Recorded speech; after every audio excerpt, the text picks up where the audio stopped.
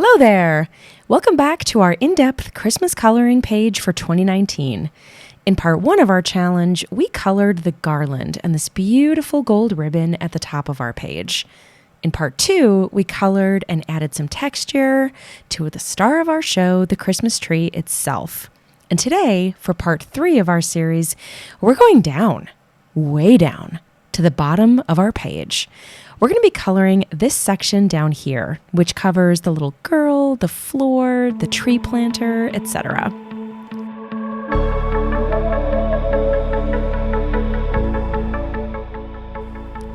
And just a reminder that I'm only going to be using Faber-Castells on this page. I have the set of 60. Now, there's no particular reason that I'm using these. I'm just sticking with a limited color palette, and these babies were super handy, so there's that too. Starting us off on the little girl, we're going to color her cute little jumper dress. And of course, it's got to be Christmas colors. And as I mentioned a moment ago, I'm a fan of using a fairly limited color palette. So I'm going to be pulling from the same pile of colors that I've already used previously for most everything on my page here. And because she's standing so close to the Christmas tree, I want to eliminate using green. Otherwise, it might get a little bit lost against the tree. So I've pretty much got like red or gold to choose from. And having done just a small bit of thinking about some of the color placement that I'm going to be doing on the rest of the page, I think red might end up being a little bit sparser on the page. So I think that red is the right choice here, since I want each color to be kind of adequately represented and appropriately dispersed across the page so that each color is balanced. Now, once my colors are down, I'm actually going to go back in with my lightest red, and I'm going to add another light layer of it right over top of it, just because that first layer was looking just a little bit rough. There were a few white spots. It wasn't looking very smooth. So another layer will fill in some of that as well as smooth out some of those transitions. Then I'll blend it with a dry cotton swab just to blur the edges a little bit more. Now, I can't help myself. I'm going to add in just a little bit of green now on the little peekaboo area of skirt down at the bottom. I'm going to use a freshly sharpened pencil, just want it to be nice and sharp, and I'm going to line the check pattern just to make the lines appear to be green. And then I'm going to give her some cute little peekaboo green socks as well. Now, I like to jump around a fair bit while I'm coloring, so I'm going to move on to the floor now. Do you guys do that? Do you jump around when you're coloring? For some reason, I find it difficult to stay on one object from start to finish. I'm not sure why. I just like to jump around to kind of whatever I'm feeling at the moment. I think it's one of those like gut instinct kinds of things where, if you feel like coloring it, you should, because that usually means that you've been inspired, and you should always go towards where you're feeling inspired.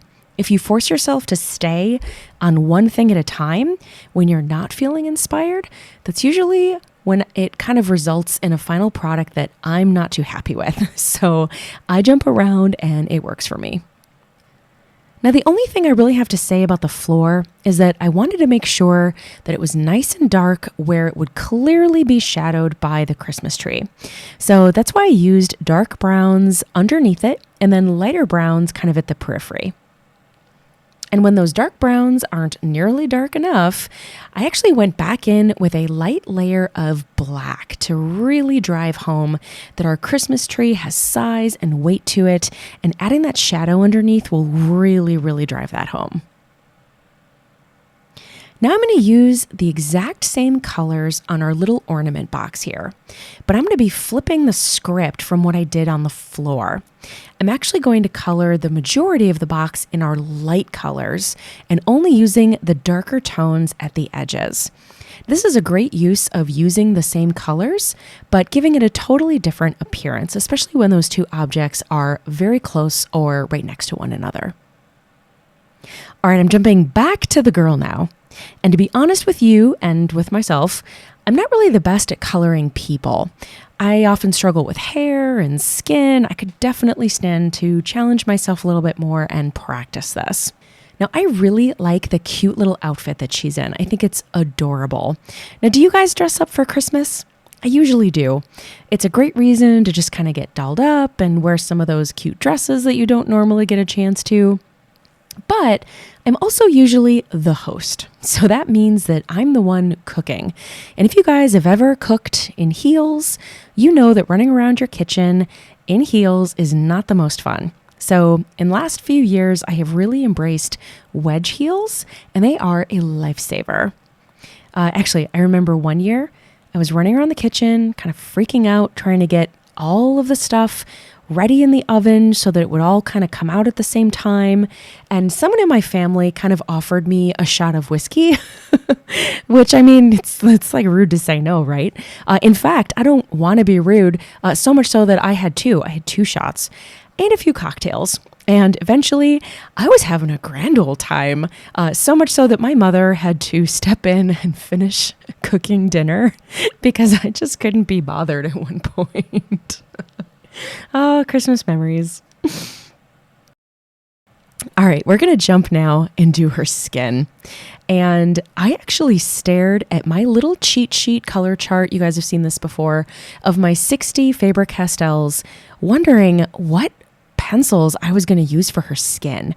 Now, the set that I have doesn't really have any good skin tones in any sort of shade. And there's literally a pencil here called Medium Flesh, but it's pink. It's very pink. So I did use it, and I actually tried to keep it as light as humanly possible, adding it in just a few key places, like kind of on her knuckles and her cheekbones. I really didn't use it over her entire skin. So it's kind of what I ended up with. I think it looks okay. Now here's another area where I struggled a little bit. Now, thinking that this planter looked a lot like bricks and wanting to stay within my limited color palette, I broke out my reds. And I think I sort of ended up torturing this poor section of paper. Now, I started light, but then I just kept adding and wasn't really very happy with where this was going.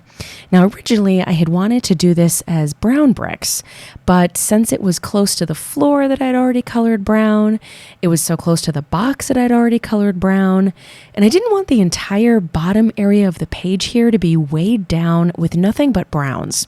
So red it was. And I mean, it definitely came out okay, but in hindsight, I do definitely wish I had planned this a little bit better, perhaps even using some of my light browns and then kind of shading with some reds and maybe some darker browns. I think I just could have gone a whole lot better, but it's okay. Live and learn. Oh, do you know what I should have done? I just thought of this and now I feel silly. I should have done a mixture of golds that I used up on the ribbon in the garland and the browns that I used on the floor. There's no gold at the bottom of our page here, and that would have really brought a fair bit of balance to the top and the bottom, since we do have that gold ribbon up there. Oh, don't you hate when ideas kind of come to you a little bit too late? As much as I love coloring, it isn't a very forgiving medium in terms of changing your mind, such as like digital art might be. Using a tablet or something, if you don't like it, you just erase it and you have another chance to start over. Such is not the same with coloring with colored pencils. Unfortunately, sometimes you just have to live and learn and try something different next time. My daughter used to have like a big Wacom digital tablet, but I never used it actually, and she didn't end up using it either. And I actually ended up selling it on Facebook Marketplace. But I do know that they have some pretty neat, like professional type coloring apps on the iPad Pros. That might be something fun to try out sometime. We'll give our little duck friend a festive red bow. And I'll break out the white gel pen to give it a little white highlight. And since I didn't torture the planter enough the first time, I'm going to go back in with dark brown and torture it a little bit more. And there, it's done! Well, at least it's done down here. In our next video on this page, we are going to be coloring all of the ornaments. The one on the tree, in the box, the candlesticks, the stars. So join me next time for that. Now, if you guys enjoyed this video, please hit that like button. It really helps out my channel, it helps new folks find my videos, and if you're new, please consider subscribing. I'll see you all in the next video. Happy coloring! Bye!